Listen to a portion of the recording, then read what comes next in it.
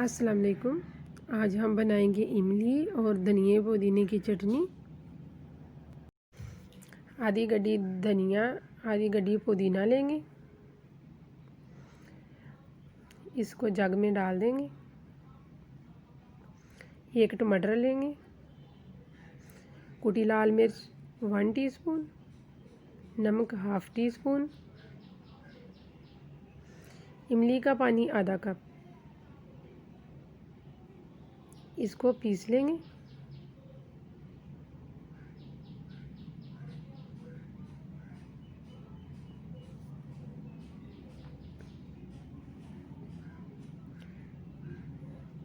مزیدار چٹنی تیار ہے۔